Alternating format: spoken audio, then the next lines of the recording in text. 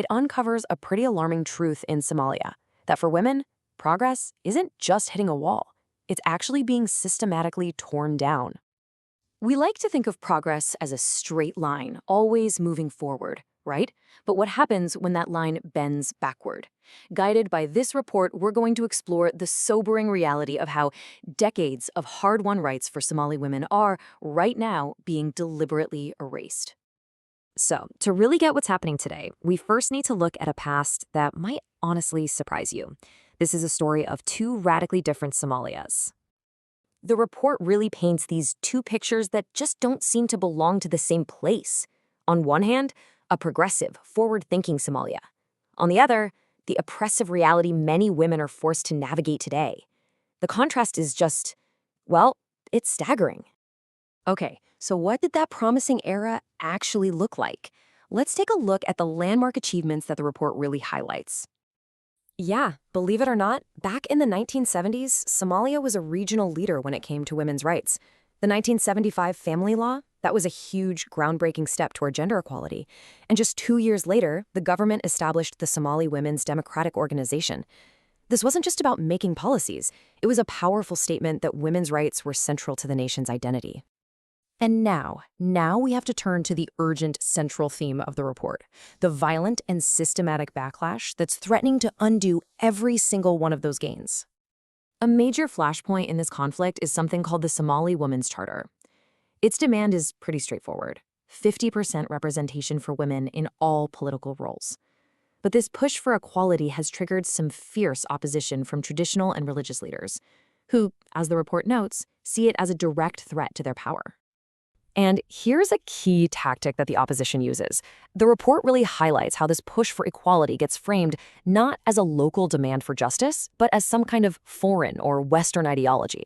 And this narrative has been dangerously effective, basically painting women's rights activists as outsiders in their own country. And let's be absolutely clear, this is not just a policy debate. The report documents how this ideological fight has escalated into a campaign of targeted lethal violence. For women who dare to speak out, this has become a literal fight for survival. The report makes a point to honor the memory of women who paid the ultimate price.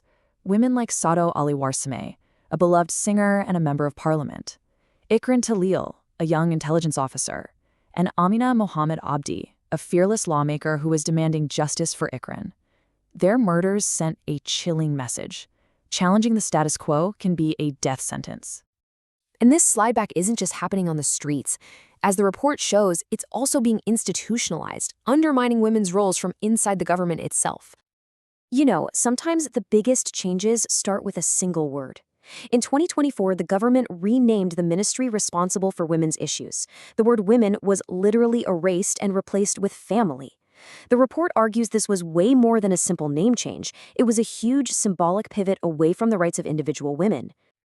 And that symbolic shift had immediate, real-world consequences. The data from the report shows that female representation in the Council of Ministers, which was already low at 12%, just plummeted to 7%. The timing here is impossible to ignore. So this regression also creates this massive contradiction, putting the current reality in direct conflict with Somalia's own laws. The report highlights this glaring disconnect. I mean, look at Somalia's 2012 constitution. It promises political participation, the right to life, and gender equality. But the reality on the ground, the attacks on MPs, the assassinations, the dropping representation, it violates the very letter of that constitution. This legal vacuum isn't just an internal problem. On the world stage, the report shows how Somalia remains disconnected from key international laws that protect women, which leaves them with very little outside support. Two critical treaties are called out. First is CEDAW, that's the main global agreement on eliminating discrimination against women. Second is the Maputo Protocol, the African Union's own landmark treaty on women's rights. The report notes that Somalia has failed to ratify either one, a clear signal of its reluctance to commit to protecting women on a global or even regional level. So, faced with this pretty bleak picture, what's the path forward? Well, the report doesn't just identify the problems. It offers a clear call to action. The report lays out a plan for coordinated action. It calls on the Somali government to reinstate the Ministry of Women and ratify those key treaties. It calls on the African Commission to investigate the violence. It urges civil society to strengthen their grassroots movements. And it demands that international partners use their influence to ensure accountability. It really is a call for action on every single front. And this is the urgent question the SIHA Network report really leaves us with. It forces us to ask, when progress is erased, what does it take to find the courage and the collective will to write that story all over again?